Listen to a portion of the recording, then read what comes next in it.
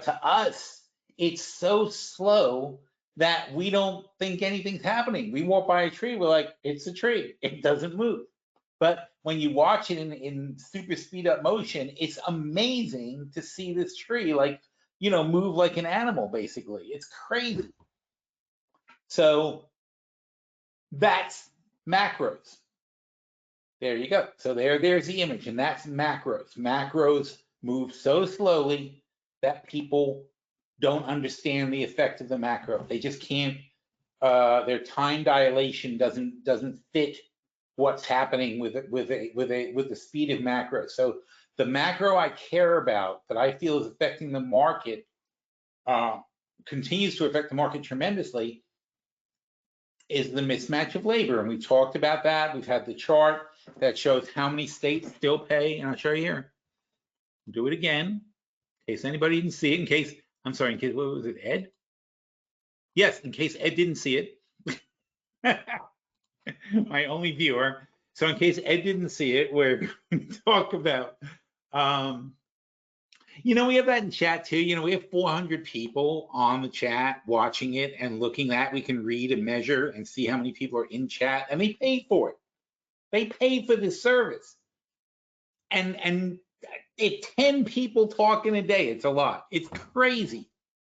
I never understand that. It's like, I just think you have something to say sometimes. So I'll encourage you, and I'm talking to you, Ed. I encourage you to participate more, ask some questions, or talk about stuff. Tell us about what you know.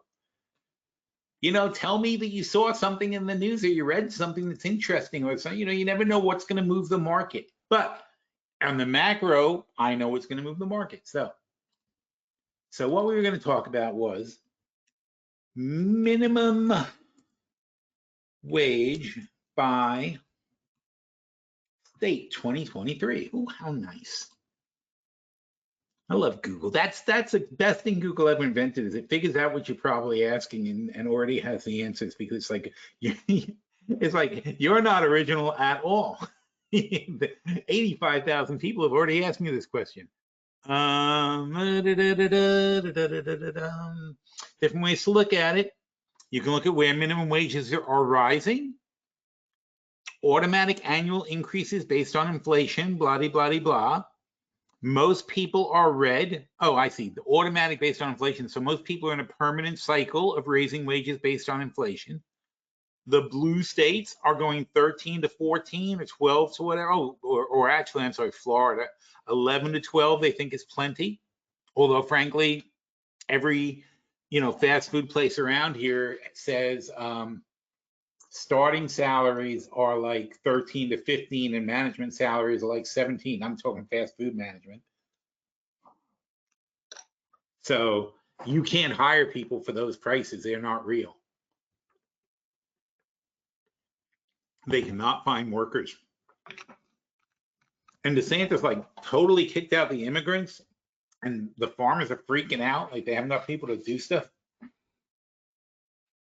And by the way, you're really rolling dice now. The way we've been treating the farmers and not letting them hire illegal immigrants like they used to.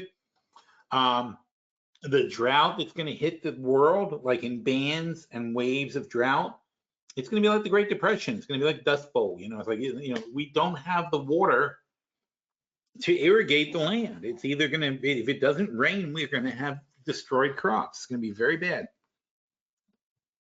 Anyway, maybe this is a better looking, no, this is not a better looking thing. Minimum wage by state for 2023. There you go. There you go. That's what I want to show you. Okay. Here's the key to everything. Okay. These states, 3, 6, 9, 12 comes after 9. 15, 18, 19, 20. 20 states have a minimum wage of $7.25 in 2023. $7.25 an hour. So, I was assuming nothing comes out of your check. $7.25 times 40, assuming you get paid for lunch, which you don't. What? $29,000. That's fantastic. No, 7.25 times 40 hours a week. $290 a week to live on. These days. That's minimum wage. And again, not that that's what they can hire people for, but that's the minimum wage. And, you know, in California, it's what, $15.50. In New York, it's $14.20. In Massachusetts, looks like 15. Seattle, Washington is $15.75. I think they're the kings of America. This is not real. I mean, you can feel free to tell me, Ed, if you know anybody who can live on $290 a week and be an independent person without taking any government subsidies or anything like that. It's just, you know, my daughters in college can't live on $290 a week and they got free room and board. That's their incidentals. You know, you forget that. When Jackie says, I'm going to go to school in Hoboken, I'm like, well, if you really want to go there, because she didn't want to, you know.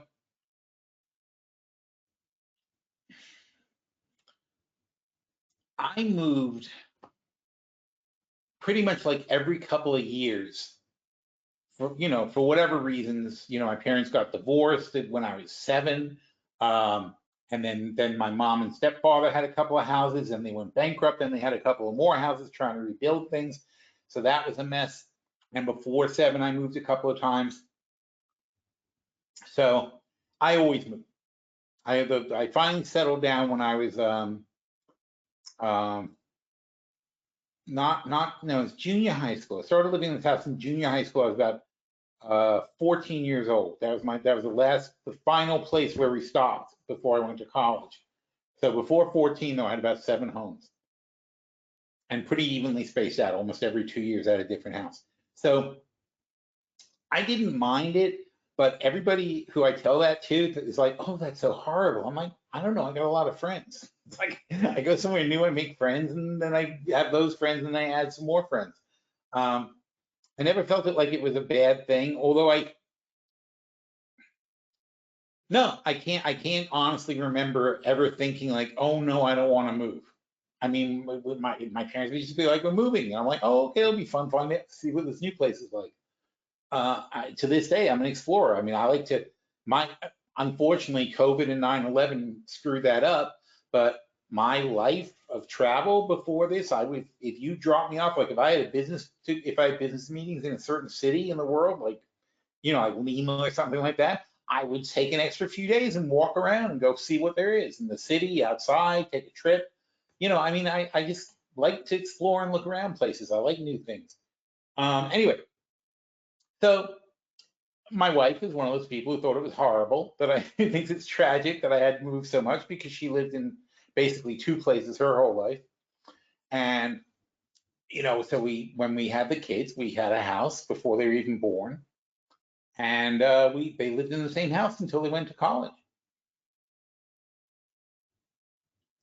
And so Jackie was not really into going to like a school that wasn't close to her friends, because a lot of her friends, you know, stayed in Jersey or went to the local colleges and whatever. And so she felt like it was traumatic to her to like leave everybody. So she ended up going to Stevens Institute in Hoboken, which is a good enough school. And I, you know, frankly, in my entire life, I don't think anyone's ever asked to see my diploma, my degree. You know, who knows if they check or anything, but I mean, it's just so silly. You know, and so she's not going to be a PhD or anything like that, so it's not going to matter. Maddie, on the other hand, is, you know, she's going to get her graduate degree and put a diploma on the wall to be a therapist. That's her plan.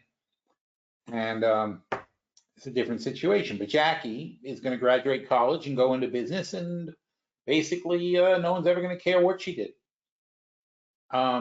Anyway, so so tied in, so back to minimum wage. This is a story about minimum wage, which she better not be making after college. After 300 something thousand dollars worth of college, she should better be making more than minimum wage. So the thing is that the choice to go to school in Hoboken, New Jersey, means she doesn't get a $20 haircut. Not that she did anyway, but I mean, the haircuts there are $100 for girls, to do that. The nails are more expensive. Everything's more expensive. Well, the food is more expensive. It's just everything's expensive in Hoboken. So her living expenses are pretty huge, and we've talked about it. We've gone over it, and she's been working, so I don't blame her. But $290, no freaking way. I mean, you get a drink, it's $15 now. You get an appetizer, it's $20. So, great if you want to live in a hole, and your iPhone bill and your this bill and your that bill and the cable and the internet and the whatever's. So, even strip all that away, strip away everything that's fun in life and just talk about water, electricity, obviously a place to a place to sleep, a place for your stuff, as George Carlin would say. All this stuff, it's not possible. That's not even $1,200 a month. It's not possible to live on that at all. And that's if they took nothing out. That's if they didn't take a penny for anything else out. I know I go to the supermarket now, and I used to fill up my top basket, and it would be $20, $40, something like that. Depends on what you buy. Not talking about buying a steak, but I'm talking about just normal stuff. You kind of fill up that top basket, and it's only a certain size, and that would be usually as much as I felt like buying for most times. These days, literally, it's $100. Just putting normal stuff in the top basket is $100 these days. I don't get it. I don't understand how people can live like this. It's, if you do that weekly, it's $400 a month just to get some food. And paper plates. Oh my God. I just paid some outrageous amount of money. And I looked, I mean, I did it on Amazon, to be fair, so maybe there's something better at Costco. But I mean, paper plates, I spent $30, I think, on paper plates. I mean, a lot of them, like 250, was like 10 cents a plate. And I know it didn't used to be that. I don't remember what it used to be, but it sure as hell wasn't 10 cents a plate. It's not, because these days, and I'm not a price sensitive person, but these days there's a lot of things I pick up. I realize how expensive things are now because they jacked them up. And that piece, so this is a fantasy number. Yet, obviously, this is a number the businesses peg their incomes off of, and everyone up the line gets screwed when you set the minimum wage at that. It's not just for the minimum wage workers, it affects what they pay everybody up the line. And until this number is this number, until it's basically double, we're going to have strikes. We're going to have wage inflation. You can't live on this. And I mean, literally cannot. You die. And people are dying. People are starving. It's a few weeks ago, I watched one of the really early Survivors. When it was more of a raw show, and it struck me. Oh, I know why. Because I don't know. I saw some Survivor where Colby, if you ever watch it, I mean, this guy Colby was there, and he was like a returning star champion, whatever. I didn't realize he never won. He actually didn't win the show that he was returning from. I don't know why people like the guy so much. But the reason he was known as a champion is he won all the challenges at the end. Like, in the last bunch of challenges, he won every single one. That's how he got to the end.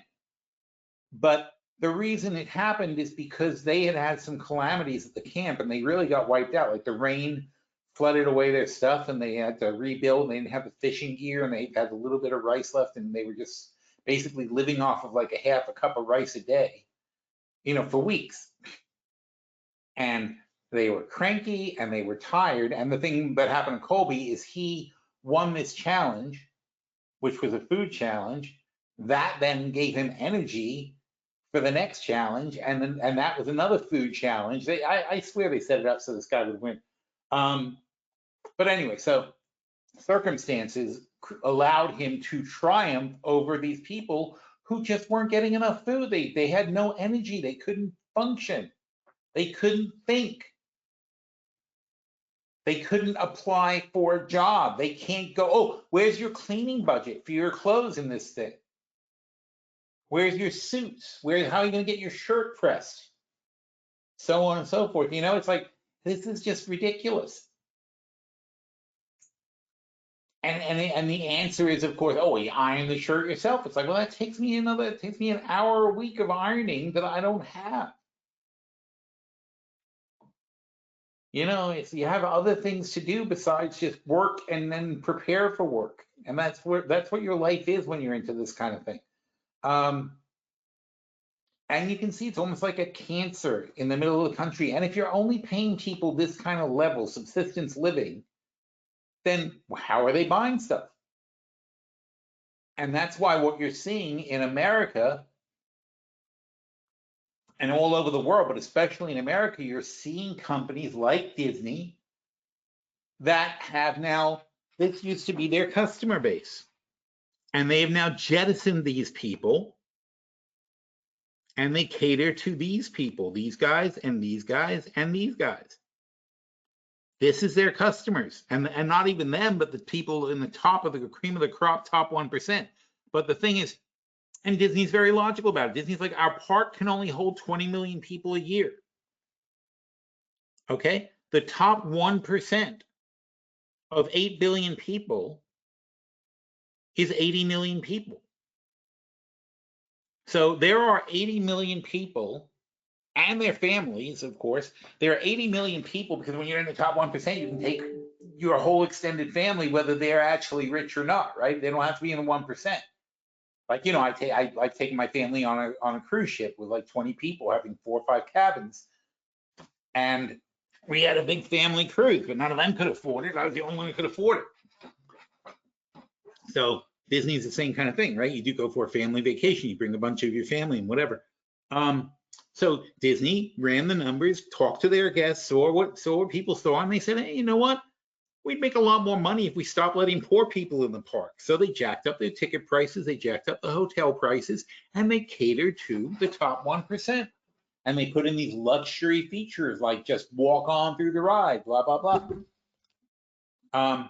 It turned out that Disney was better off having less people paying much more money. So they lowered the park capacity level, only invited people who were very, very rich, and all of a sudden, every restaurant, this did not used to be true when they had more attendance, you used to be able to get reservations at the good restaurants because people weren't going to pay for the good restaurants. The people who were there weren't booking the really expensive restaurants. So we used to go to the really expensive restaurants. You know, my family, I'd be like, I'd go to them, and they weren't that expensive back then. Now they've gone insane too. They got $500 dinners at Disney.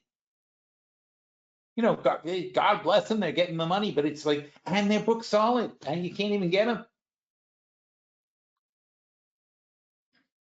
So a lot of companies have gone that way and are catering to the top 1% because there's still 80 million of them.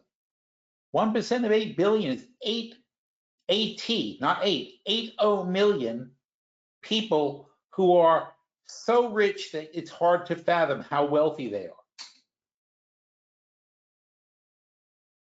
That they basically, the cutoff for income in the top 1% is like about 375,000 a year.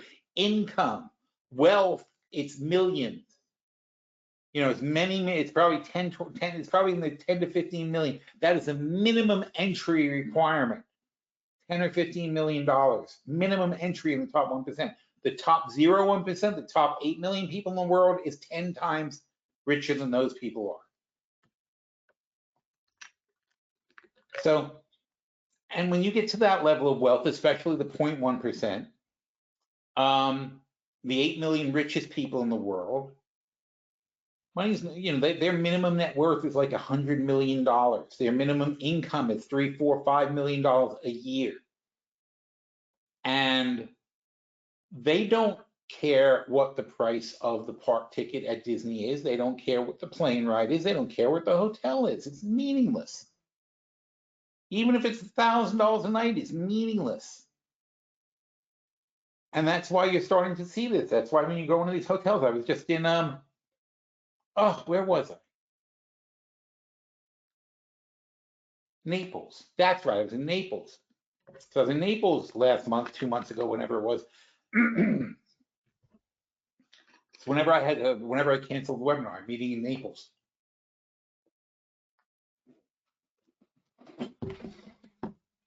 And so the Ritz-Carlton Naples was right where I was going. And I look online and they're asking $700, $800 a room. And you know, yeah, it's a Ritz-Carlton, but it's like a Ritz-Carlton in North Naples, not even downtown Naples. There's another Ritz-Carlton down there. It's North Naples, Ritz-Carlton. And you know, it's just some other hotel that Marriott slapped a Ritz-Carlton label on. It wasn't originally designed as a Ritz-Carlton. It's just they've upgraded the drapes and they charge more money now. So I'm like, you know, I'm booking a week or so in advance. And I'm like, I'm not going to do that, but I'm going to check back the day before and see what's up. So the day before I check, I look online, I see how many rooms they are showing available, which is, you know, dozens, no problem. Dozens of rooms empty, $600, $700 a night. They're still charging $600, $700 a night. They don't even lower their prices. They'd rather have an empty room than discount it. They don't want anyone to have the opinion that these rooms are gettable for less money than this top dollar range. And it works. It's a strategy that works for them. Car dealerships too. We only ship this car with every possible feature attached that costs, you know, $25,000 more than the base price of the car. It's like, you don't even have an option. They're like, what, you want something, you don't need that? Well, you can wait 6 months.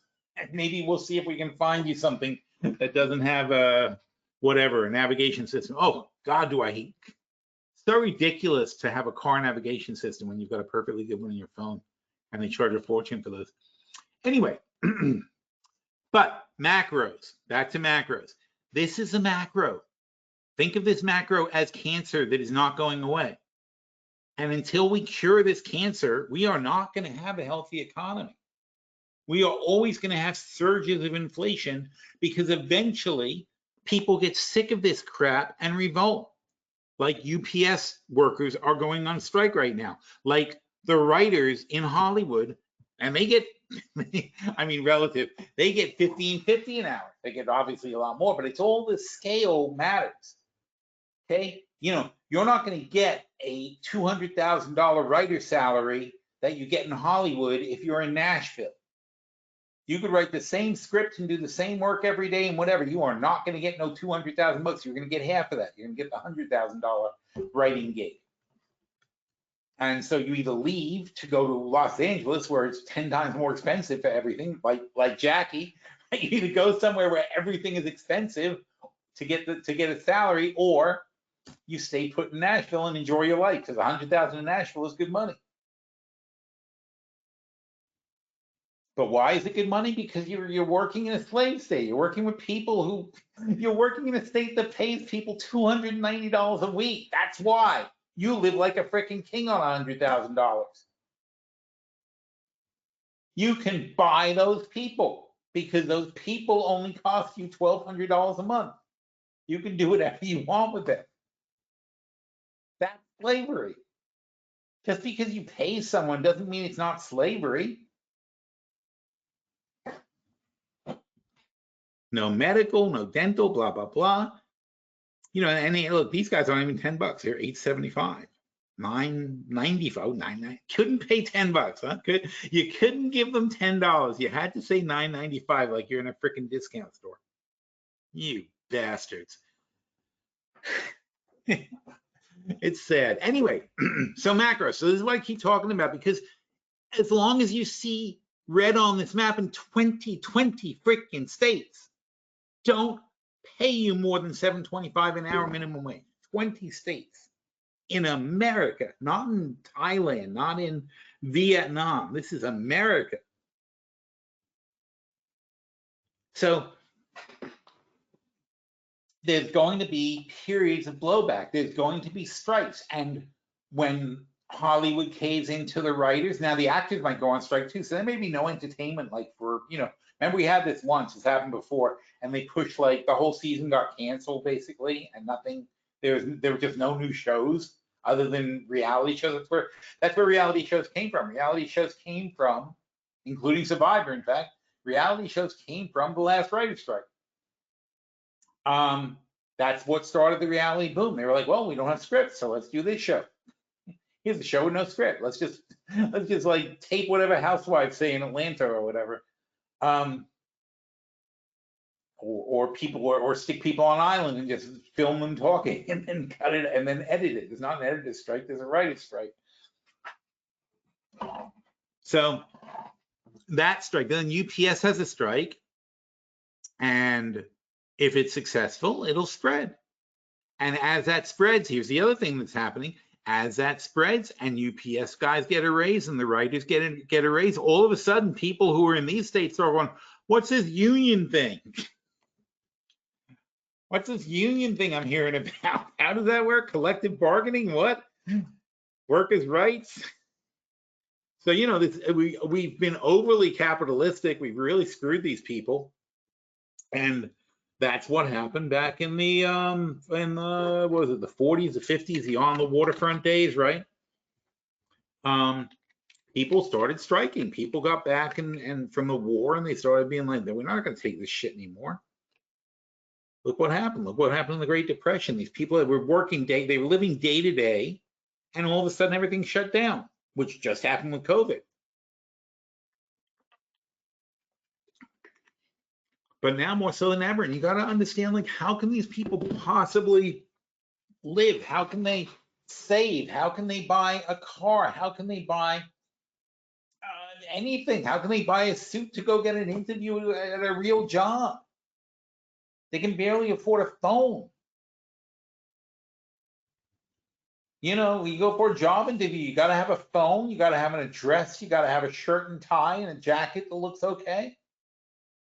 Where the hell are you going to save up for that at $290 a week? You got to take care of your teeth. They don't like it when you come in with like brown teeth and missing teeth and things like that. You got to be able to see. You got to spend money for the glasses and so on and so forth. There's a lot of requirements to getting a job, hidden costs that you don't think of because you don't think twice when you pick up a pair of glasses and it says $500 on the frame. You go, oh, I like these. Let's buy those. That's not even a thing for people making that kind of money. And then you know how it goes. They go in the office and people are like, oh, she's frumpy. She doesn't dress well.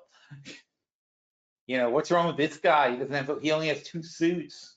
It's like, you judge people based on this stuff, and it affects their whole careers. Anyway, so until we solve this, and we're not doing jack shit to solve it, but until we solve this, this is going to keep driving inflation because we're paying people so little, it makes no sense. But this is millions and millions of people that need to get raises, and it adds up quickly because if you got, let's say, let's get a fact. How do I get Bing? Where's Bing? Is he on here? None of you look like a Bing symbol. Am I doing something wrong? Oh, here you go. Click on that, see what happens. Ah. Nope, Bing. There you are. Are we in the right place? Just keeps opening. How do I read a PDF from Bing chat? Here you go. Be my buddy. How many minimum wage workers are there in the US?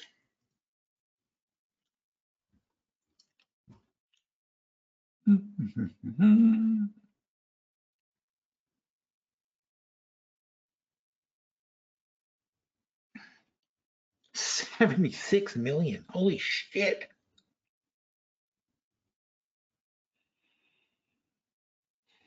I don't know. Among those paid by now, 181,000 earned the prevailing 725, 910,000 had wages below the Fed, 900,000 below that, below. Okay, so 1.1 million people make the actual minimum wage, but realistically, $10 an hour is not enough. Making, to say somebody is making more than minimum wage is not really the cutoff. It's being strict. But let's say, for example, that is only 3 million people making less than $10 an hour. I'm sure that's way low. But if you have to raise those people to $5 an hour, so now it's 3 million times 5 times 40. I hope I did times. I'm sure I did. Times 52 weeks. $31 billion. So just to raise wages $5 for just these people, but that's not how it works though, because understand that obviously, I'm sure almost everybody's worked in like an office. Doesn't matter if it's an office or if you work at McDonald's. It's like if the guy below you gets a raise, you're like, where's my raise? He got a raise. Now he's making as much as me, or I only make 50 cents more than he does. And he's the mopping guy and I'm the hamburger turning over guy. like my job's so much more important. Work is so stupid, right? It's also arbitrary. The thing is that the person with the mop is not likely to be able to really put across his point. He's not going to be able to like really get that point across and make a good argument in the debate to say why he's worth as much as the guy's flipping the burgers. The burger flipper is probably a little more articulate than the mopping guy, and that's basically where it is. If you can't defend yourself, you're going to be the mop guy. It's got nothing to do with your skill. I'm sure the mop guy can flip a burger, and I'm sure the burger guy can take the mop. It's just the way it goes. And the burger guy does take the mop whenever circumstances dictate. That's another fun thing about working in restaurants. Clean out those grease trays and whatever. Ugh, I've done things like that. Anyway, so, but whatever arbitrary reasons are, anybody in an office, as soon as you find out, that's why they don't want you to talk about salaries, right? As soon as you find out somebody's getting paid more than somebody else, everybody starts freaking out and they have to adjust everybody's salary. So that's how it works. This $31 billion is only the tip of the iceberg for the adjustments that have to be made if they start raising minimum wages. You start raising minimum wages and the mop guy is getting $12 an hour instead of $7 an hour. There's your $5, right? But now the manager or the assistant manager who's making $12 an hour is like, oh, now I'm getting paid what the mop guy's getting paid. This is bullshit. And and you can't find the assistant managers. Anybody who's been to fast food places lately knows this, right? You can't find a good assistant manager. You're lucky to find anybody to work the line. I mean, it's so much more critical now to have one person who is good at managing other people, because the other people are like really suck these days. And that's because whenever you have full employment, that's what happens. This is why you worry about full employment in an economy, is because the economy grinds to a halt because you run out of workers to do the grunt work. The grunt work that we all ignore, this work that we all think is so unimportant, when it doesn't get done, breaks the whole machine. When you wait 20 minutes in line at a McDonald's to get an incorrect order, and you have to drive back around, or you have to go in the store and stand in line and wait again, you're being made unproductive by the bad McDonald's stuff. When the road work doesn't get done, when the hedges don't get trimmed, they fall on the highway and things like that, or they take out a power line. All this stuff matters. It's just all of these things actually connect to each other. And if they don't all work, then society starts to fall apart, or at least, the industrial society starts to fall apart. For want of a nail, the horse is lost, or whatever the hell it is. We're nowhere near fixing this, not even remotely close. And so we will continue to have inflation. There will continue to be pressure because we are, and again, that number only reflects 3 million people who make less than $10 an hour. That would be everybody red and yellow on this chart. 3 million people who make 10 bucks an hour and need to make $5 more to start catching up to something where you can possibly live, which still is not much at $600 a week instead of $300 a week. It's basically doubling the salary of these red people, so that they can barely afford to live. $2,400 a month. Okay, think about the person who has the cheapest apartment and what they then need, so that what they spend on their rent and their utilities and what they need to then live on and what they've got left. How do you even get a car and insure it? Even at that level, how do you buy a car and insurance and gas? Gas at 50 bucks a tank, 100 bucks a tank, whatever it is. So big problem, not going away, much bigger than you think. Because like I said, $32 billion would only solve the problem for the very, very lowest 3 million people.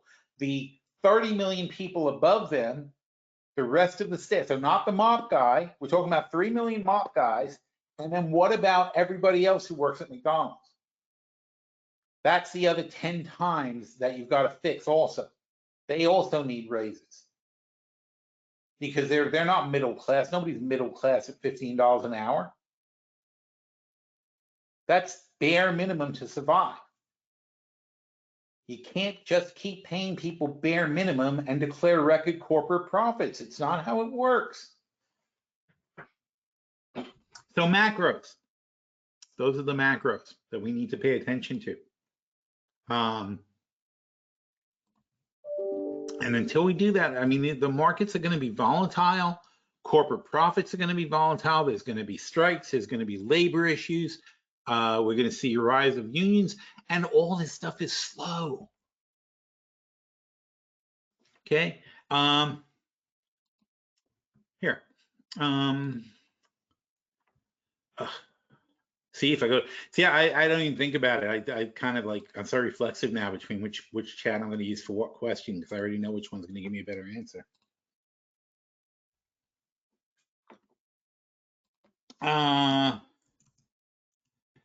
Please give me a timeline for the rise of labor unions in the US.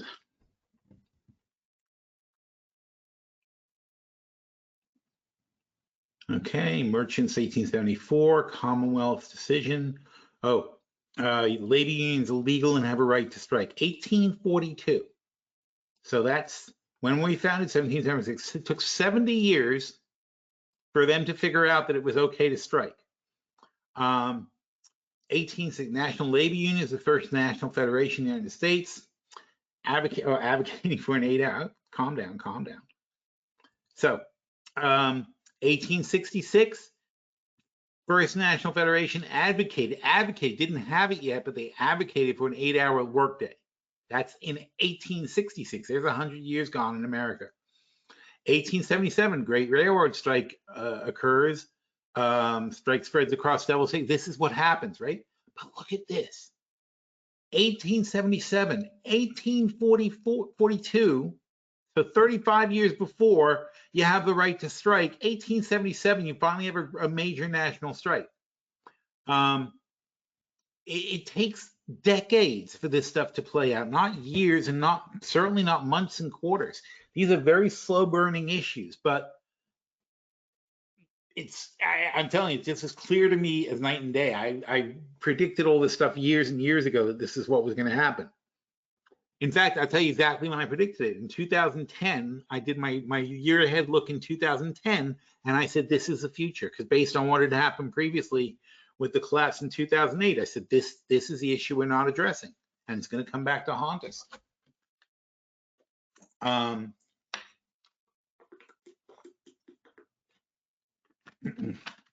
Oh, there you go, 1886, 110 years after the country is founded, American Federation of Labor, remember the AFL-CIO? It's founded by Gompers. Oh God, I remember these people. Wow, we used to actually learn about this. You know, my kids would have absolutely no idea who these people are. The Wabi, the Triangle Shirtwaist Factory Fire. That was another one. Oh, that was a good one.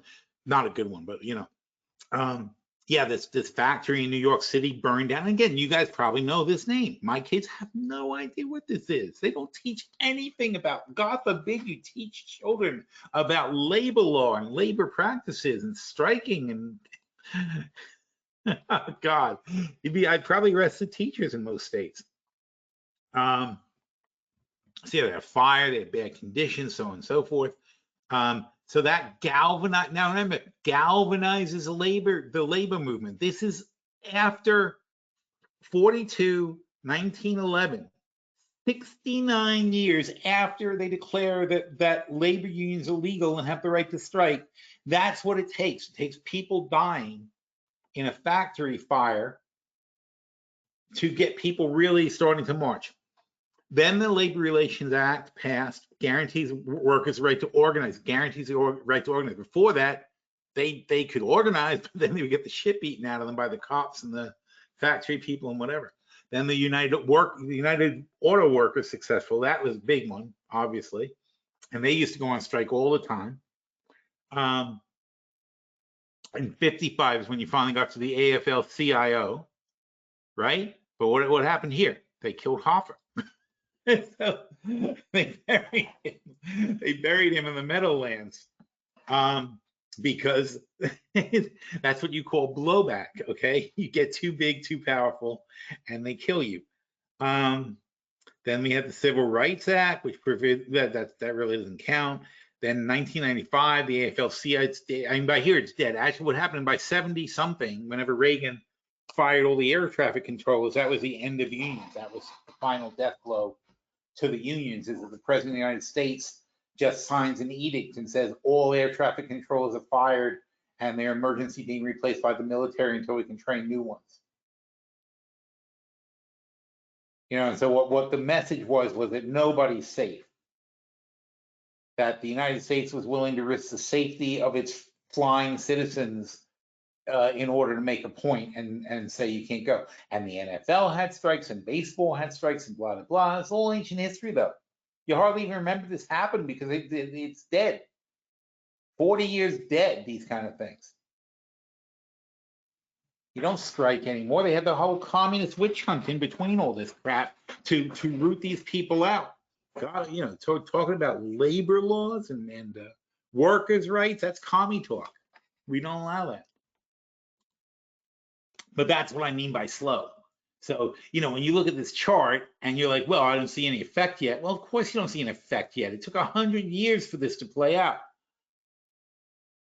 It'll go faster than that, but it ain't going to go as fast as you think. And that's the thing. It's hard to conceptualize how slow these things are. Any questions, Ed? Let's see. Nope, he's good. All right. I swear, guys, it's so weird.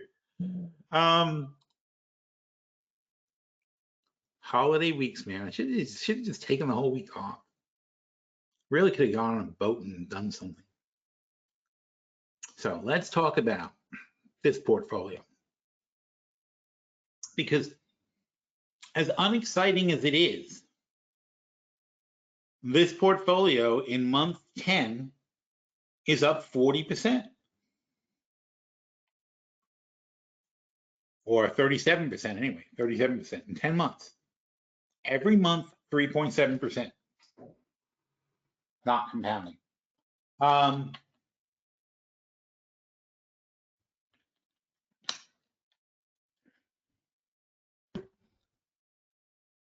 frankly, that's That's because we're counting this. We only just put 700 in. So it is more like 40%, because if you took out the 700 from the basis, in other words, we still have 10, 5, 6, 5, 5, 6.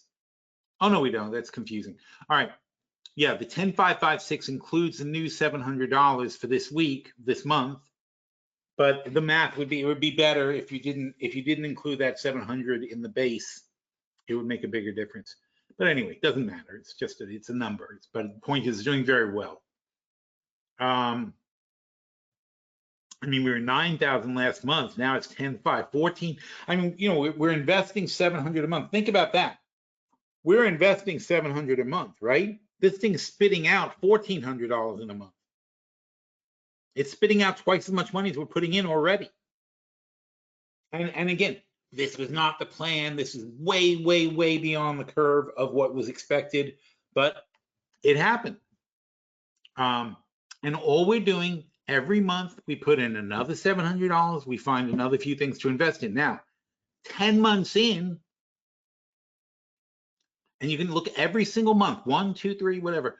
Every single month you can follow this along. So this is a critical time to take advantage of this, guys.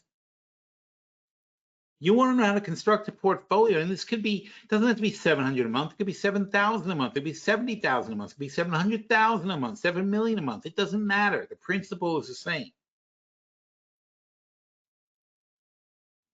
You build a portfolio month by month by month. You do not have to capture a moment. You don't have to jump in with both feet and do something. You don't have to pick some exact spot. Don't forget, we rode out a hell of a dip in this portfolio, right? It started August of last year, I think, or something like that. Well, if this is month 11, July, then yeah, next month will be month 12. So this started like last August, and now it's going to be a year next month. And all we do every month, whether the market's up or down, and here's what the S&Ps look like. Well, no.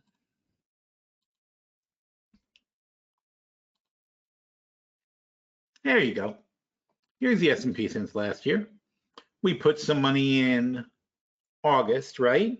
Not the best time to start. We started at the beginning of the month. We put some money in August, went up, went down. Then it went down, then it went down. So we had a couple of months of investing where the whole market was like falling apart while we were doing it. Then we're still putting money in. But meanwhile, what have we done? We put in money here. We put in money here. We put in money here. We put in money here. Well, it's back to here. We put in money here. We're not trying to time the market. The market is messy. We're just trying to pick good stocks. Okay? If you think about it, think about building a football team, right? Same thing. Football team, baseball team, whatever. You're going to draft players.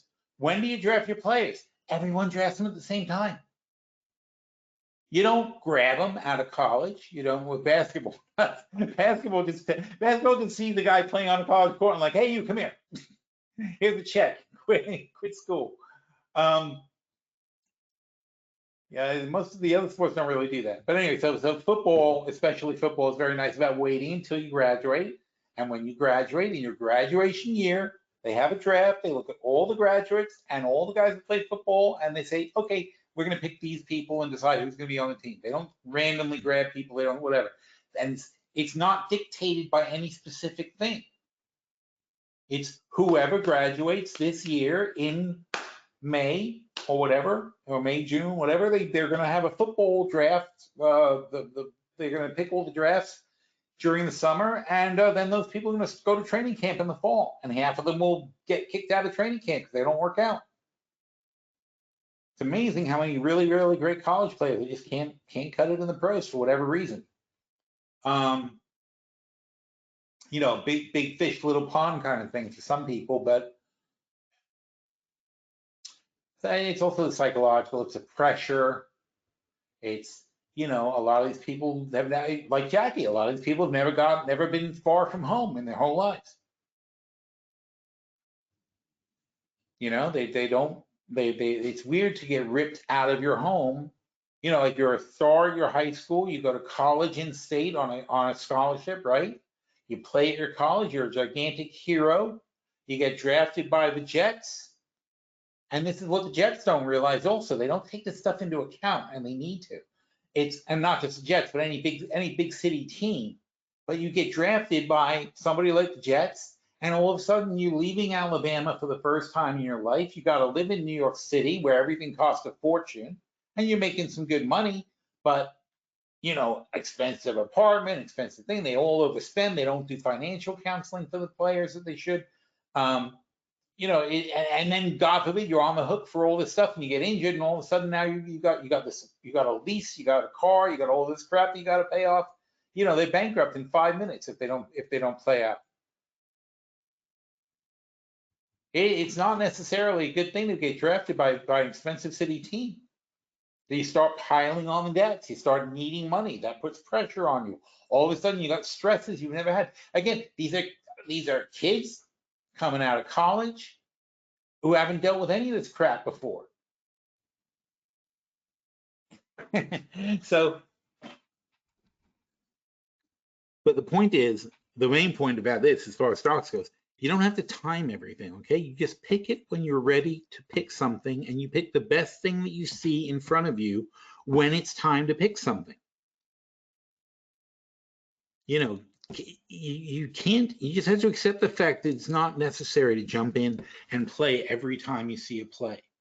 You don't swing at every pitch, right? You know that. Everybody knows that. But how many pitches do you end up swinging at where you go, I can't believe I swung at that? It's very hard. It's hard to have that kind of discipline. And one of the reasons I do it this way is because I want to teach the discipline of patience. You know, we'll talk about stocks. We'll talk about the possibility of what's a good entry and what's not a good entry. We've had the same list for 3 months. We've had the watch list for a year. Not a year, no. So December. So for 6, 7 months, what month is it? Yeah, for 7 months, we've had this watch list. Oh, there it is. Ha ha ha. 12/28. This is how I spend Christmas. This is the advantage of me being Jewish, right? I'm bored on Christmas. I'm doing work. You have no idea how much work this is. Why is it not resolving? Reload. Of course, reload. Why would you not reload?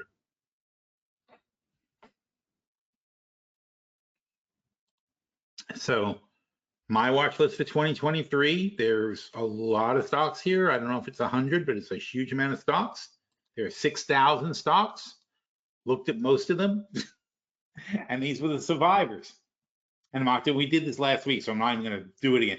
But point is, here's a watch list. We can always go back to it and always say, okay, I liked these stocks. Has anything changed? Is it a good time to buy? Obviously, it's a good time to buy when it's low. So there's one to look at. There's one to look at. Not complicated. There's one. No. There's one to look at. There's one to look at. There's one to look at. Now you might say, oh, Biontech. Oh well, you know, kind of. You know, COVID fizzled out. We thought there was going to be more of a thing in China. It really didn't go anywhere. Everybody's already had COVID. All right, here, Bing, wake up. Oh, what is that? What is this snowflake thing? Oh no, that's go to meeting. Sorry. How many people in the world have had COVID? Very good. You know exactly what I'm going to ask you, like Google does.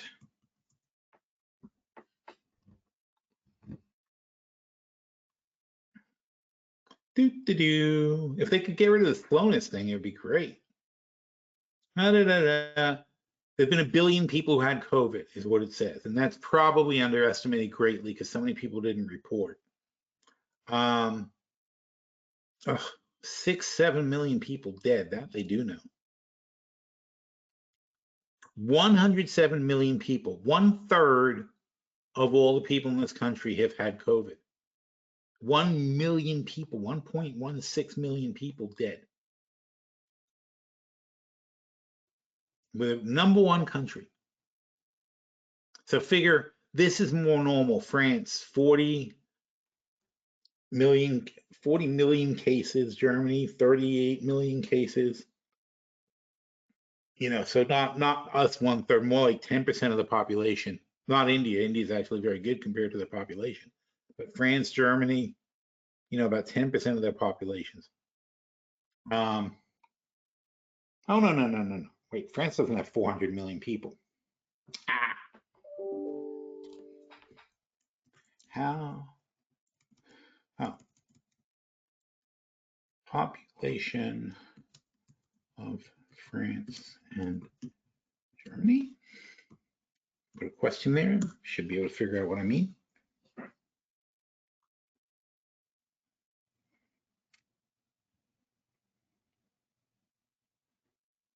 Hmm. 65 million people. And how many got COVID? Everybody. 40 out of 65. That's worse than us. Wow. I didn't know that. And Germany has 84 million people. Half of them got COVID. Wow. Okay, I guess we didn't do so bad. 1/3 people getting COVID. But again, underreporting. People don't say they had COVID. And frankly, if you got COVID and it was like the flu, it's not like you're a bad person if you don't go and say I had COVID, but that's a tendency for people. If they have a mild case, then they don't have it. But the point is, enough people in most countries have had COVID where you don't have that, I forgot the name of it now. You don't have the ability, the virus can't spread that quickly because there's too many firewalls of immune people who are breaking it down. Oh, not to mention, of course, everybody's been vaccinated. America's got like a 60-something% vaccination rate. So as far as I understand, as far as I know, I didn't get COVID, but I got vaccinated. So, there's going to be an addition of that. So probably at least half, more than half probably, of the population has either had COVID or been vaccinated. And it's not spreading. Bottom line is China had an outbreak, but China was unique because China did not, they didn't get it. They kept themselves isolated. Everybody else in the world, most people in the world, we already got COVID. We either got COVID or we've been exposed to COVID, and we have immunities. Herd immunity. That's what that's called. So anyway, all that is just to explain, and this is what I do. You have to understand. I sit there and do this research to decide whether or not BioNTech is a good model. Now, in December, we thought COVID was coming back. Now, even though it's on our watch list, I'm like, I don't think so. They made too much money in COVID, and the shock of not making that much money anymore is going to last a long time. There's no upside catalyst. Anyway, so we go through that. So then the filter, though, for the $700 a month portfolio is also that I have to be able to spend $700 and make a meaningful impact on it. I can't play the expensive stocks. So as a subset of the watch list, I pull the less expensive stocks and see if they're worth playing.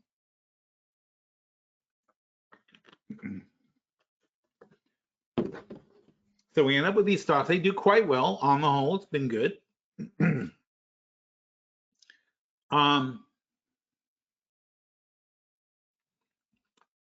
Now we talk about some stuff. CIM, we sold the puts for 320, and now they're 195. So we've only used $125 of the premium. So a good 39%. Haha, there's a number right there. We've used 39% of the option we sold has already decayed, but it's 18 months.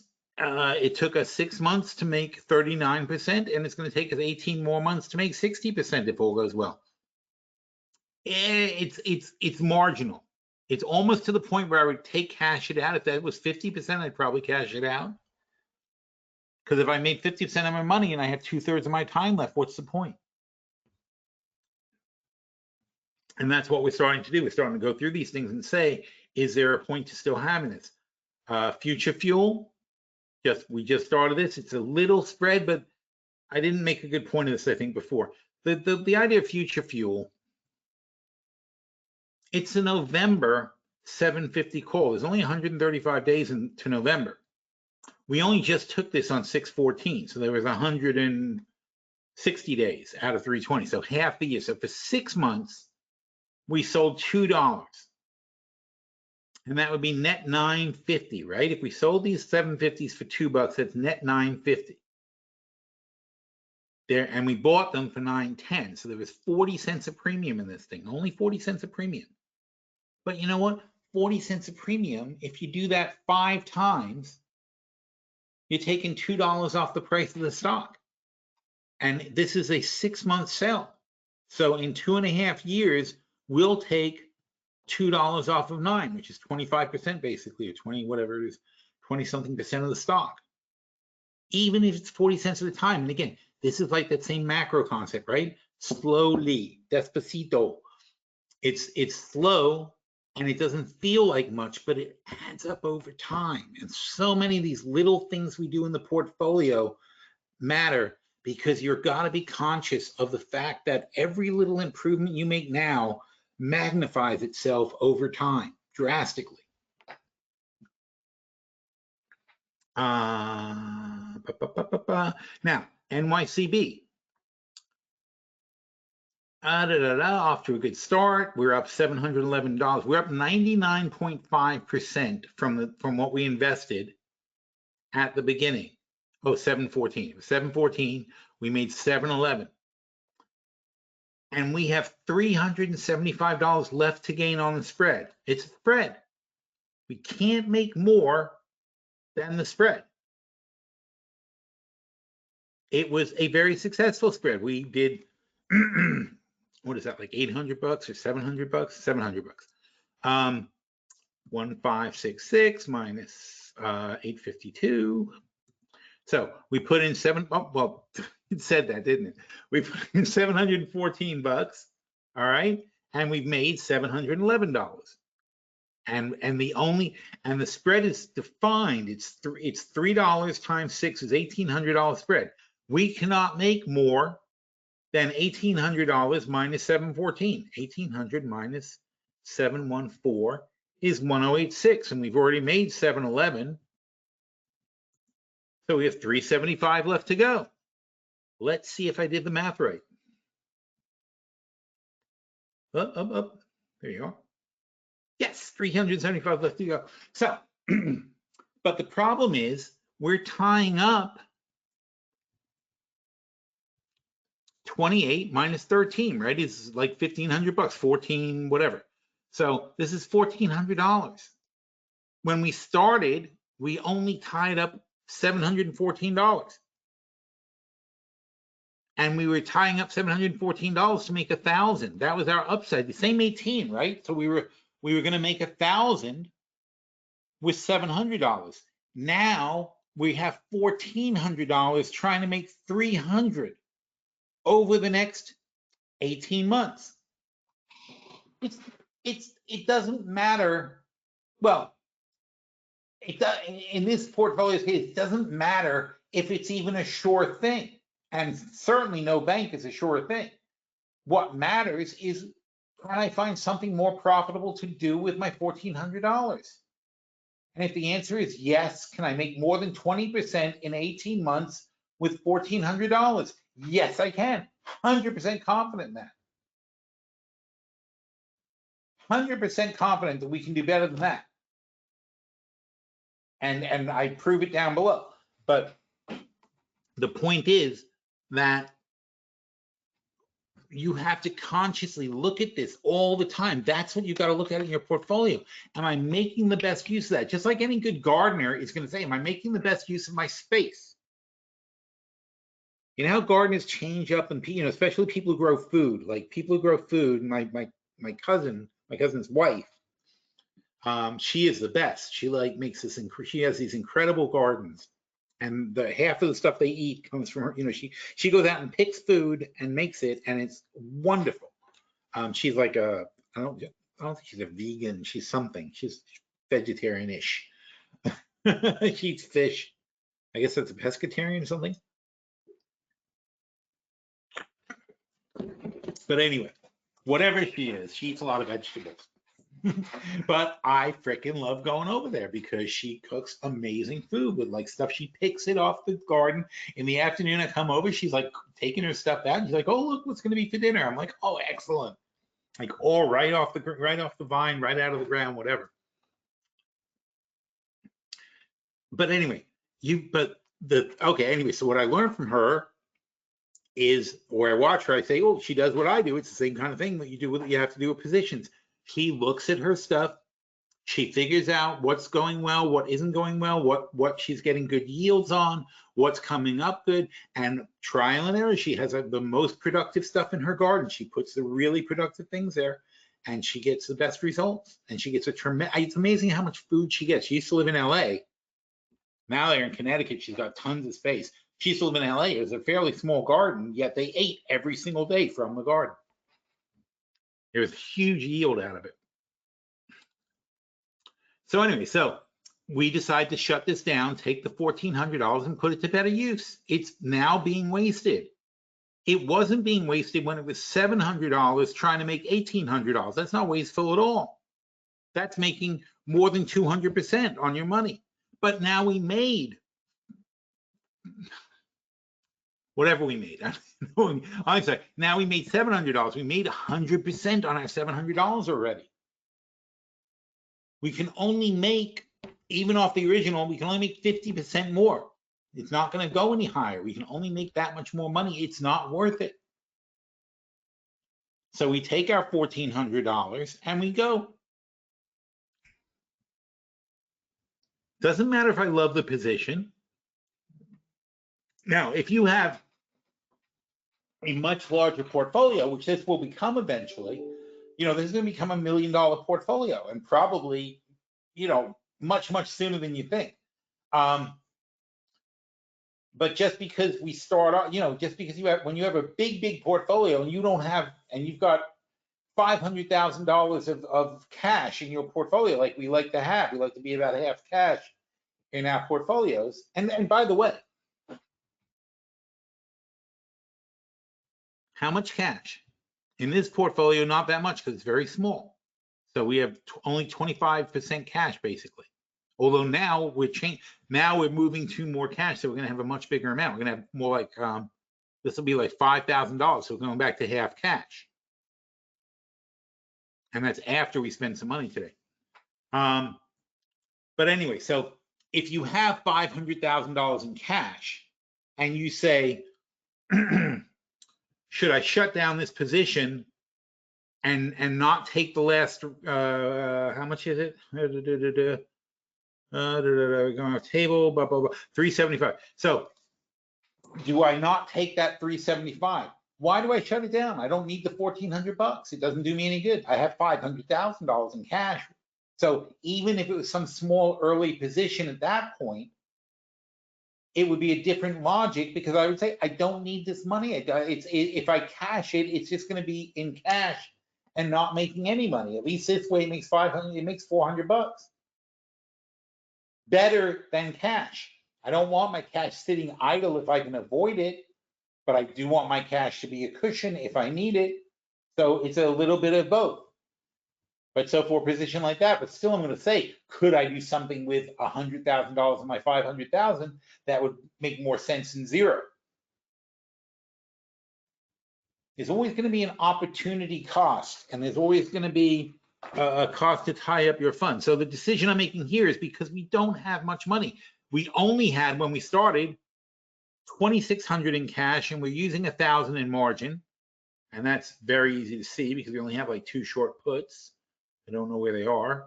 Oh, there's one. Oh yeah, there it is. These are the only puts we have in the entire portfolio.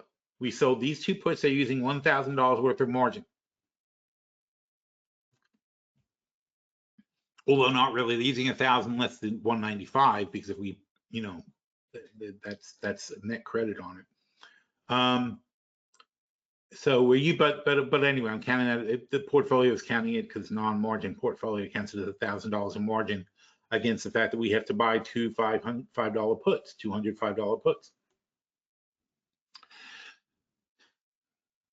So anyway, so our net spending ability here, including the $700 we put in this month, is $1,400 when we started looking at it. That's not much, right? That means you've used up $8,500 of your spending power has been used. So I'm of a mindset going through this to address that somehow. I look at this position and I say, well, you're tying up 1,400 perfectly good dollars. I can do something else with, because it's tight. If it was $100,000 sitting in this portfolio in cash, and I had whatever in positions, 50, more positions, but let's say 50, tying up 50,000 or something in positions, and I would say, no, this is silly. Why would I cash it out? It's $300. I got no reason to cash it out. I have no fear that it's going to go lower. I have confidence we're going to collect our 375 if we just wait. And I got nothing else to do with the money. But here we do. In this reality, we do have something else to do with the money. We could put it to better use than making 20% over the next 2 years. So boom, dead. Can't have feelings for your positions. Doesn't matter how great the company is. If it paid off, it paid off, and you're done. We came in, I don't even know. We came in here as far as I remember. I mean, when the NYCB when NYCB went down. No, I'm sorry. We came in around 9. That's right. NYCB 4-4. April. Nope, that's not NYCB. 4-4. No, see, we waited. We came in on this dip back to close to 850. I wanted to buy it here, but we didn't know what was going to happen next. So we waited, and they popped right back up. They were on my list. They popped right back up, and I said, aha. So this is obviously stupid. This is so stupid, they couldn't even keep it down here for a day. And the next day, everybody bought it back to 9. So I'm saying, therefore, a lot of people who are running computer models and so on and so forth and valuation models are saying $9 is too cheap for this bank. I don't care how panicked people are, we're buying it. Look at that volume spike. That's telling you right there, $9 is the floor. So I felt good about making this trade then. It turned out it was still undervalued. We get this great big pop and we cash out. Fine, and we were right. Don't forget, this trade pays off at 10, the way we set it up.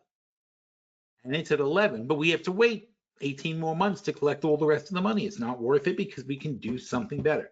So SunPower, still cheap. We did not, tempting though it was, I don't think we did. Did we double down? What did I say? Oh, I'm sorry, we bought out the short calls. So we have short calls at 23. It's not that I think we're going to get to 23, but it's that this is a no margin portfolio. So if it spikes and I want to sell the $20 calls or the $15 calls and get good money for it because SunPower starts moving back up, I can't. Well, I can, but then the $23 calls would be going up in price too. And I'm just throwing out perfectly good money. I believe this is going to hold. I believe the $10 should be the floor. So I think $20 is a very realistic price for SunPower in a while by 2025. So given that we made 75% of the money that we were supposed to make on the short calls, may as well kill them instead of waiting 18 months for the last 25%. It's only $400. I think I wrote that, $403. It's not worth not doing. Because if I take the $403, whoop,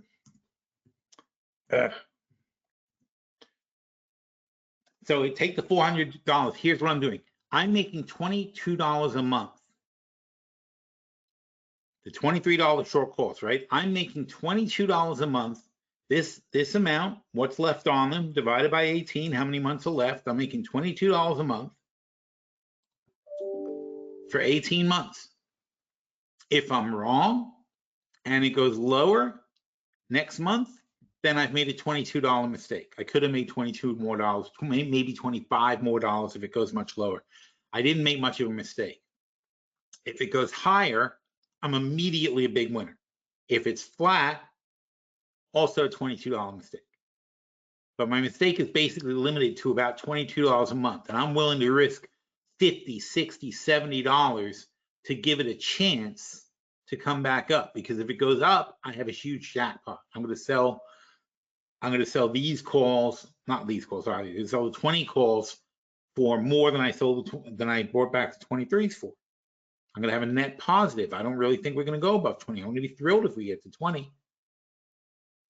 But what if they get good news? What if they get a big contract? And by the way, the reason I like SunPower is they're so basically small in sales that any contract that they win, any government deal they make is going to be like doubling their business. A little couple of $100 million contract is going to change their entire company. That's why I like them. They're pretty small, but the whole solo market is really small. That's the problem. Now, our hedge is now so cheap, and we didn't lose much money on it. Where's that hedge? SQQQ. So here's SQQQ. We only bought it a month ago. We bought it for net 140, and now it's net 130 something. Yeah, there you go. Look, we lost $3. So plus 180 minus 180. It's really not hurting us, is it? So our hedge, when the Nasdaq has gone up, and why? Because it's so far away that it's so far away in 2025 that the premiums are not going to come out of these things very easily. They're going to maintain those premiums. So it's fine for us here. In fact, it's so cheap because it's still 180. I'm like, okay, let's just buy some more. Why don't we take the advantage of the time that it's still cheap? Because we made, how much did we make? We made $1,400, right? In the last month. That's including the $3 we lost on this. But we made $1,400 net dollars in the last month. Therefore, what does it hurt us to take 180 of those dollars and put it into the hedge? We can only lose 180, and the only way we lose 180 is if our longs get even better. Our longs will get better for us to lose this money.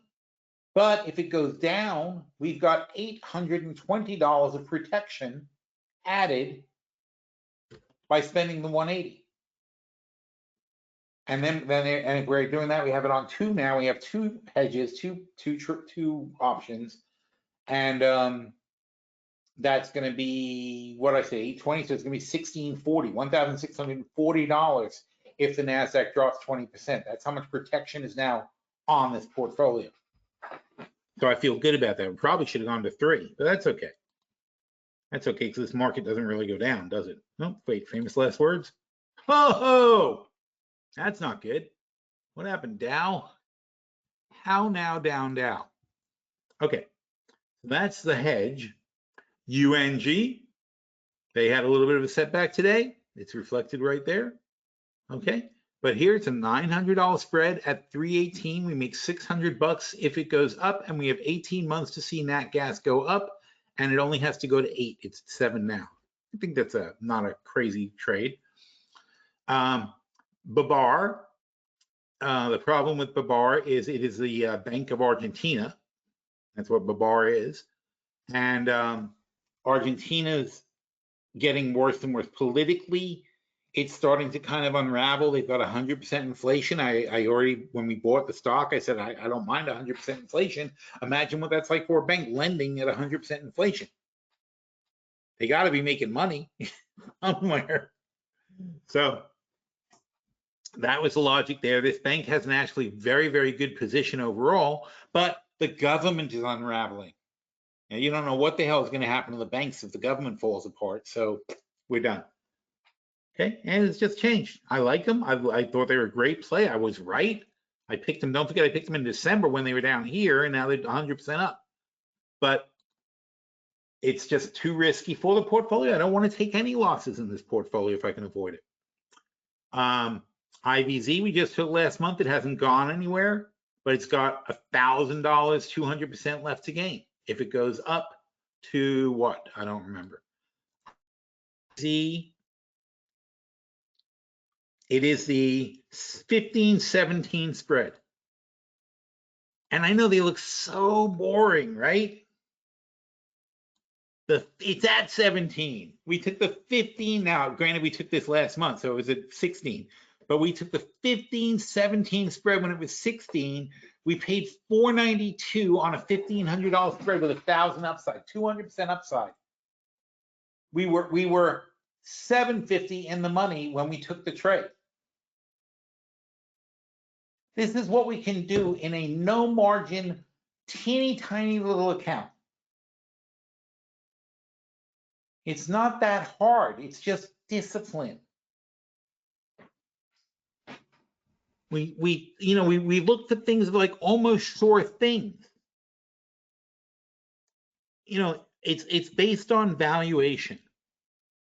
And that's the core of everything we do here is valuation. And what is valuation? Valuation is,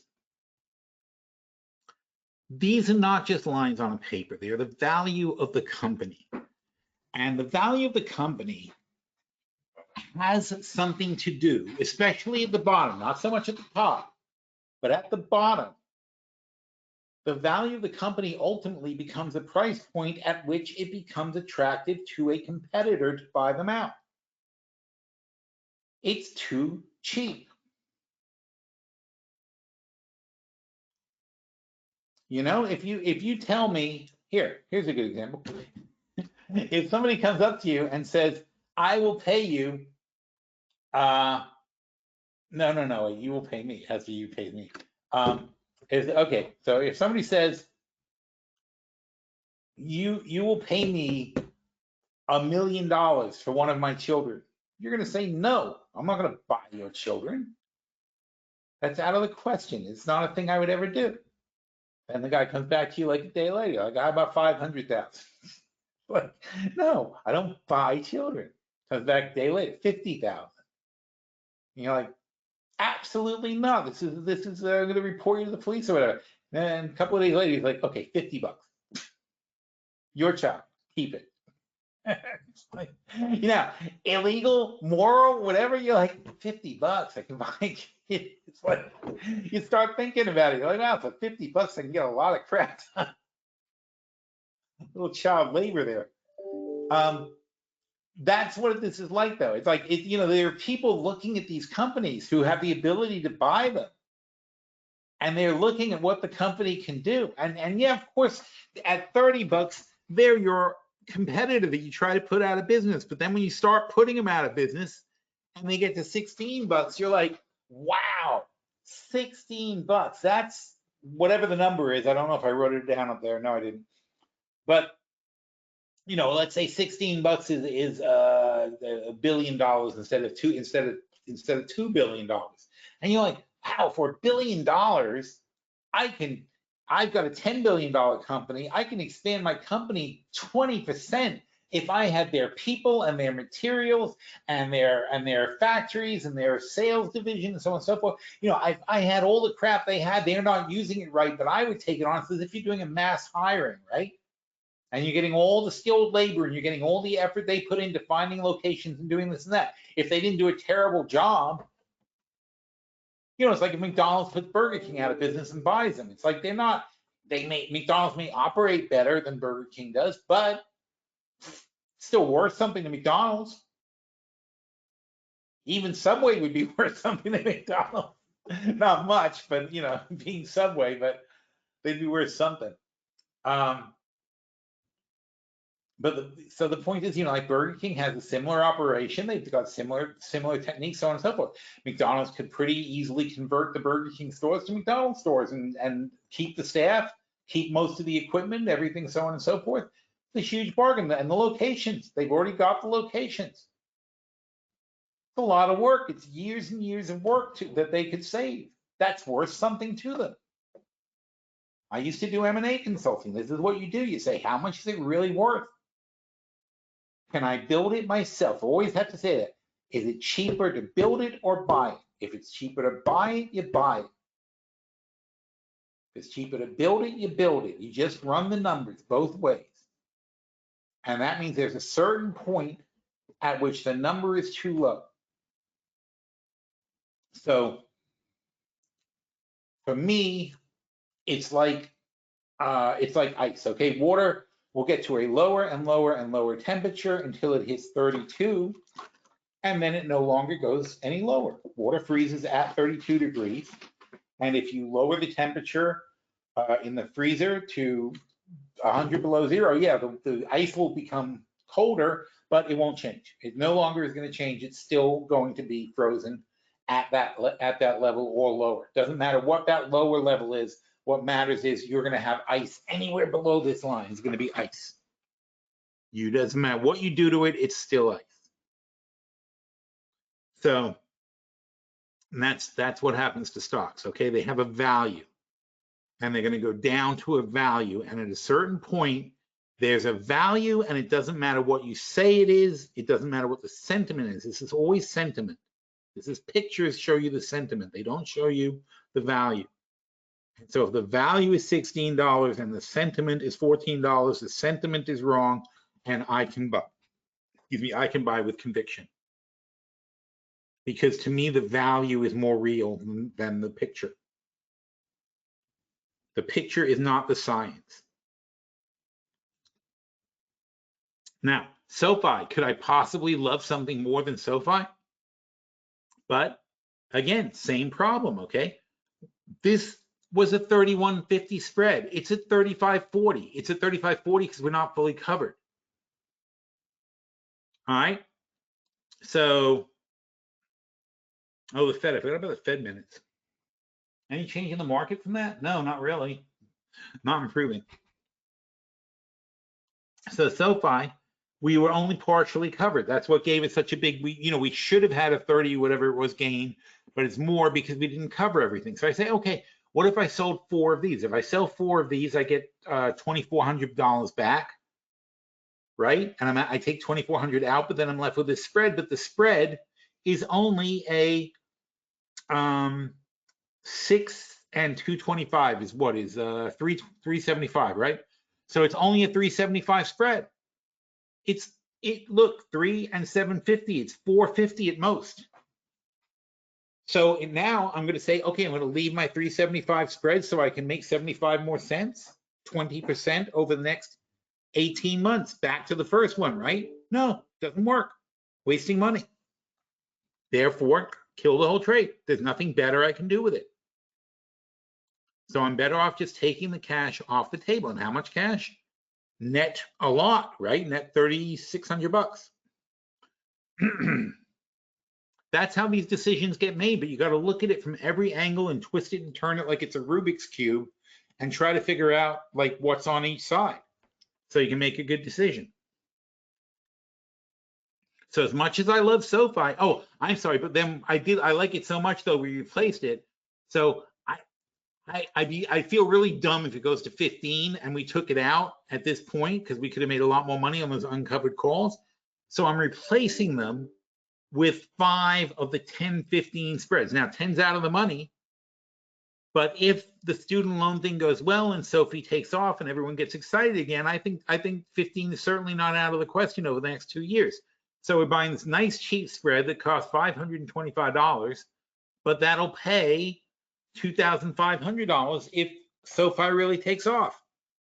So more to the point, it's so I feel better about taking this off the table. And we're still going to net, it's net $3,550. We're still netting $3,000 off the table. And now we've got a $500 speculative position.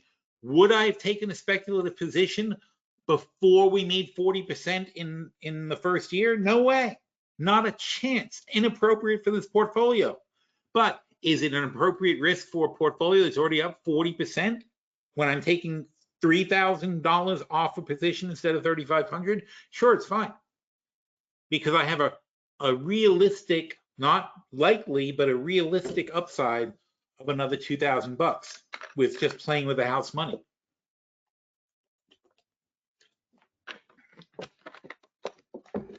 So then we go back to look at, and we keep a running list like this. We've obviously put some in, some from the list that was there before we already put in. We have Barclays and BTG and Ford and GoPro and GSL and Nokia and PBR and Trucks. And I said, out of those, I decided to go with Barclays. And these are all bull call spreads. They're all no margin, bull call spreads. And this one pays 130% if it goes well. And okay, and by the way, so BCS, it's at 769 and we're playing the 710 spread. These are not hugely aggressive. Pays 130%. And I said stupidly low, stupidly low, because what's going on with Barclays? Okay, so Barclays, it's from our watch list. It's at 768. That's $30 billion. They make $5 billion a year, so it's 6 times earnings. That's what they're playing at now. They pay a 5% dividend, which we don't care about because we're doing the options, but you know, people do like that. And they have $16 billion of cash above their debt in assets. So 30 billion market cap, 16 billion in cash. So really you're paying 3x for the stock because it's got all the cash. It's just ridiculous. Okay, it's all based on fear and unwarranted to a certain point. So don't mind playing that bank stock. Here's Ford. They took off on us, unfortunately. Last month I was gonna play Ford, but we ended up going with a couple of other things, and it's Ford that like blasted up. But we're still playing it because it's still really cheap. Even when you reanalyze it, it's still like a little bit cheap. But we took the 12. We're not taking an aggressive spread. We're taking the 12-15 spread that's already in the money. But again, 100% upside potential. GoPro, the 3-5 spread, and GoPro is at what? GoPro is 407. So it's in the middle of the 3-5 spread. So it's half in the money. It's $500 in the money. And we're spending $450 to be $500 in the money. And it has 550% upside potential. I didn't do the math, but obviously it's over 100% upside potential in 18 months.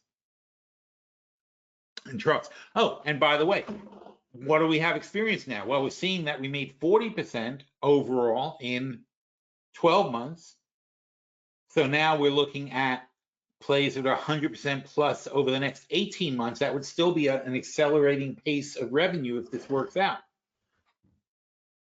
And then the last one was Trucks. Now, I like Trucks because they make the titanium oxide. It's a specialty metal used in lots and lots of things, but it's something where not many people compete with this sort of thing. It's a very specialty metal that's used in a lot of things. They have an endless demand for it, and again, stupidly low. And if there's the only thing that really affects them is that the entire global economy slows down, and right now they're being priced for that. And even if they are priced for that, I don't mind buying more if they go lower, especially if we're starting with a $775 spread. So I said they're interested in no recession. So we're taking the 12-17 spread at 775. It's a 2,500 spread. 1725, 222% upside potential. Where is Trucks now? We have the 12-17 spread, and Trucks is at, survey says, there it is, 1252 at the bottom. So we have the 12-17 spread. We're saying it's going to get back to here, back to this top. It's going to get back to here in 18 months. Go up 50% from where it is now, basically. So we'll see what happens. Then it says, don't forget the Fed minutes at 2 p.m. It is 2:42. Ed, any questions? Oh my God, somebody had a question. Greg says, "Hey Phil, I entered the SoFi. You're not Ed. I entered the SoFi position with the same strategy you outlined in the income portfolio rather than the $700 portfolio. Would you recommend closing that position?"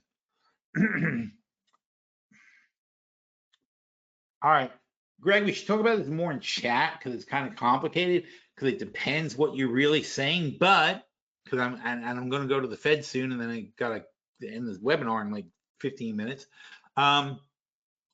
If you did the 7-3 ratio like we did here, okay, you still have some upside. You know, we have 4 uncovered, but I would start playing with selling some more short calls. And then it gets into kind of a messy thing, and this is just so freaking profitable. Honestly, you're probably still better off like just moving on to something that's going to make you more money, because you're going to have to do handstands to make money on this thing. Like I said, if you took 4 off the table, right, it's going to be 4 times 6 is $2,400. That's going to leave you with 3 spreads that are $375 out of 450. So all you can make is 75 cents times 300, which is God knows what, but not a lot. It's probably 220. 300 times 0.75, 225. Yeah, go brain. So proud I can still do math. All right. So yeah, so for $225, what are you doing?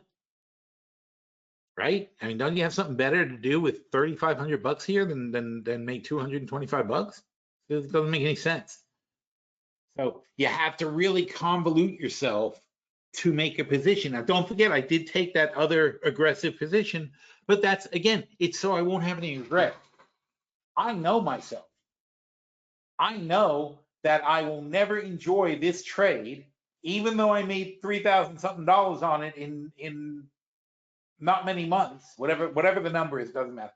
In a very short amount of time, I made $3,500, stupendous profit, but it'll only piss me off if they jump up to 15 and we took it off the table. So I'm making a play that's going to make me money. I put another spread on, and it's going to make me $2,000. But realistically, if it makes $1,000, I'm going to take that one off the table, because I'll be like, now I can't possibly be upset. I made another $1,000 on top of the original $3,000. Blah blah. It's a matter.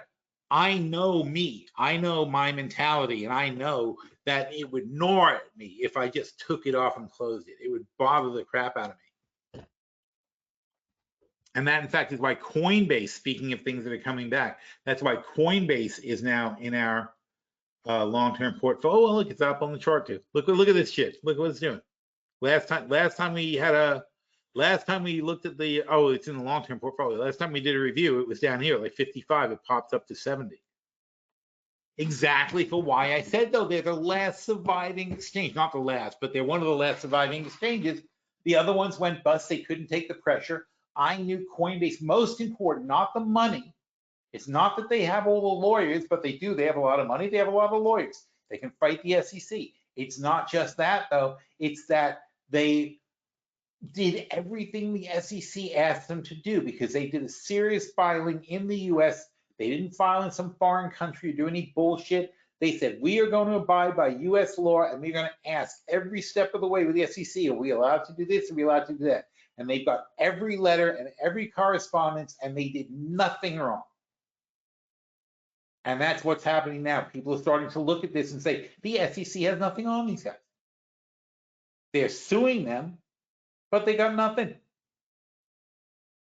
They asked for guidance. They followed the guidance. They did exactly, told the SEC every time they did something, they told the SEC what they were doing. They had very good lawyers.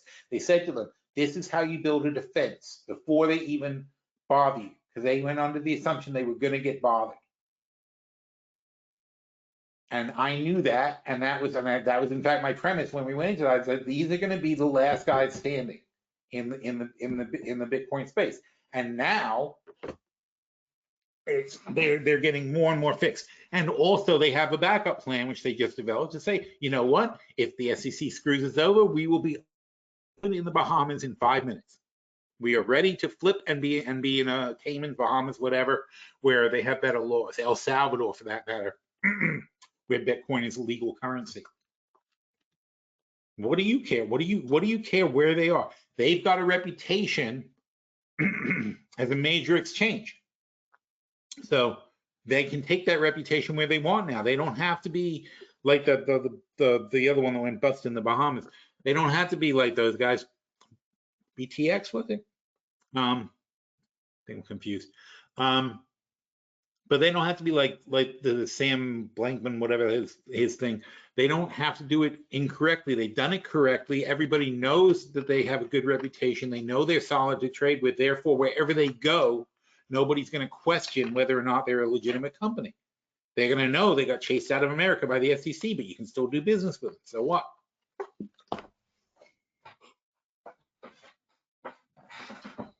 So anyway, they're benefiting from that, and Bitcoin is resurging a bit, and the ETF from BlackRock is helping a lot with Bitcoin. So we'll see how far it goes. Meanwhile, all right, FOMC minutes, meeting calendar. That has some minutes on it. Ew. Oh, don't do that. June minutes, HTML, yes. My voice is not doing well today, so I'm going to not read this all. You know what? Let's have it shortened.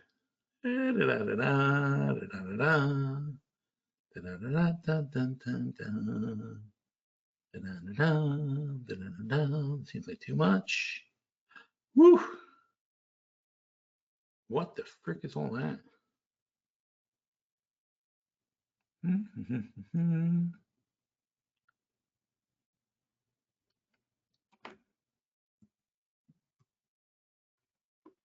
Okay. And we're going to start a new chat. Please summarize and analyze. ALYZ.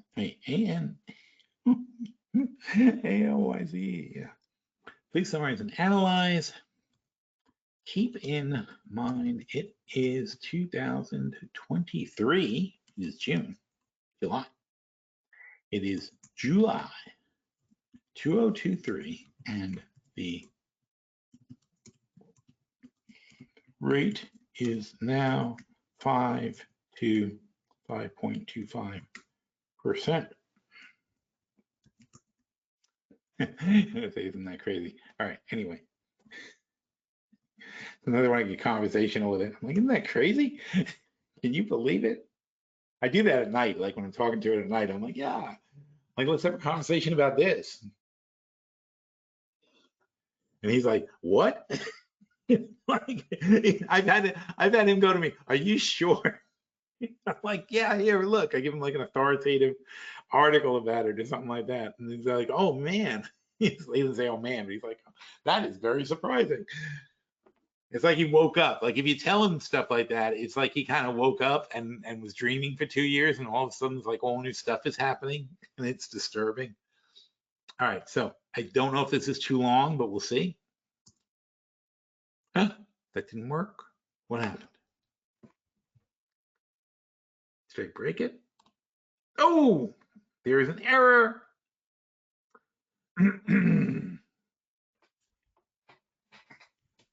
Too long, that's why.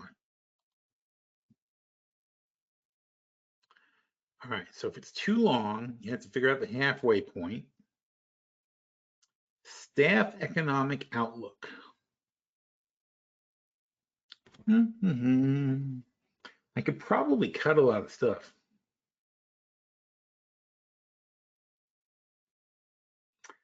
Yeah, let's go that way. Let's cut everything above staff review of economic situation. Let's see if that works. So now we go back up to the top. We take the little edity guy.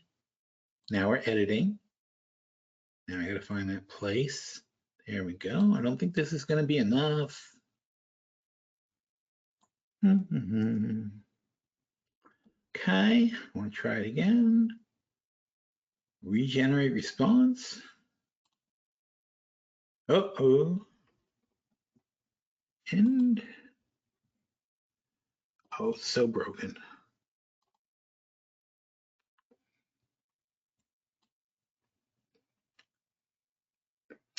Oh, I didn't save and submit.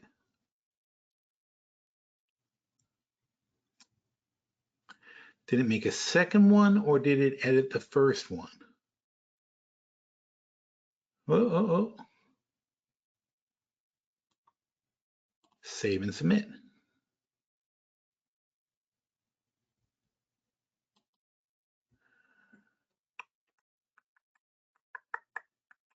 Okay. We can take out the Fed minutes. I mean, not the minutes, the meeting. The actual meeting can be. Oh. What are you doing?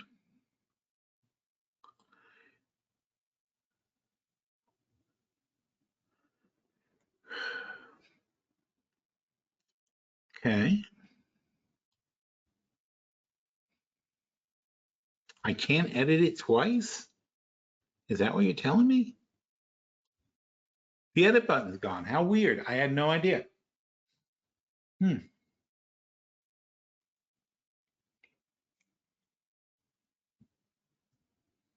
All right. Try it again. Oh, that is too long. I see that. That's just sad. I'm sorry. I apologize. Okay. Da-da-da. So before we get in trouble, we go back to participants. No, participants in their consideration in discussing outlook. Discussed risks, number of participants observed, committee action in their discussion policy meeting. Members agreed economic activity. Members agreed. That's the statement. It's only here. Shit.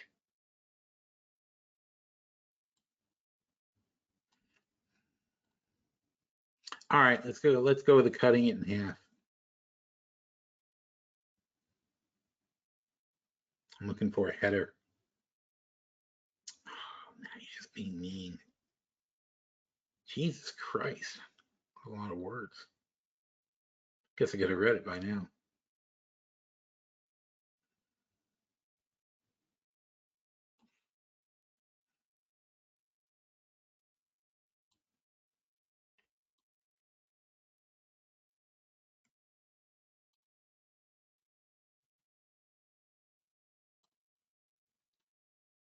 Aha!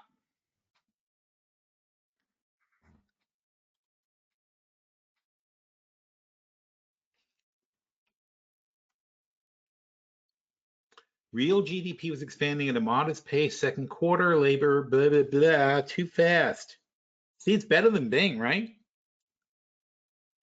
But to be fair, I guess Bing is looking, well, in theory, Bing is looking up current stuff while he's just looking up at whatever was in there from last year.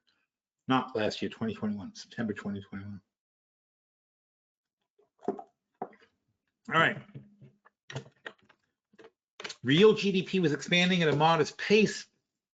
In the second quarter, labor market conditions remained tight, robust job gains, low unemployment, consumer price inflation remained elevated. Although it eased compared to the previous year, wage growth was elevated but lower than its peak. Private domestic final purchases were expanding slowly. International trade deficit widened, a decrease in exports and increase in imports. Foreign economic growth rebounded in the first quarter, but indicators pointed to a step down in the pace of growth. Energy and agricultural and commodity prices were little changed, while prices and metals fell further. Market participants interpreted the incoming data as a signal signaling resilience in economic activity, leading to upward shifts in Treasury yields and expectations of a tighter path of federal funds rate. Equity prices increased notably, and financing conditions remain moderately restrictive. And the Dow is still down 123, and the S&P is down 7, and the NASDAQ is down 10. This is not a big deal at all. And there's nothing here anyway. Real GDP expanding at a modest pace, indicating continued but moderate growth. You said that already. Labor market conditions remain tight. You said that already. Employment rate for African Americans moved up slightly. Unemployment rate, while the jobless rate for Hispanics decreased, nominal wage growth remained elevated, although it decreased from peak in previous year. Inflation, consumer price inflation remained elevated. Total core PCE was above the reserve's target. While total PCE inflation has eased since the previous year, core PCE price inflation remained unchanged. Survey-based measures of longer-term inflation expectations were within the range of pre-pandemic values. International trade widened in April due to a decrease in exports. The same thing, it's not any different. Market participants indicate incoming data, more resilience. Overall, the analysis suggests mixed economic picture. Economic growth, blah, blah, blah. Conditions, market showed signs. Do you think the Fed overall is likely to continue to raise rates based on this report?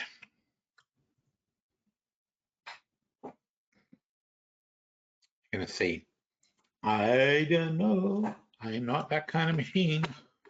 Oh no, oh, very nice. It is likely the Federal Reserve will continue to consider raising interest rates. Here are some factors that support this assessment. Tight labor, it's so nice that you know, he does something that you know, just like goes a step beyond. Doesn't, you know, the problem with computers, right, has always been they only do exactly what you ask them, and they only give you the information that you can think of. This guy does not. He's like, okay, well, let's talk about this some more. It's not a simple thing to answer, so here's what I'm saying. Here are factors that support this assessment. If only a person would do this, right? Tight labor market conditions, highlights job gains, low unemployment, tight labor market, concerns about wage pressures. This is what I was just talking about. Potential inflationary risk, which may prompt the Fed to reserve rates. Elevated inflation, consumer price inflation remains elevated.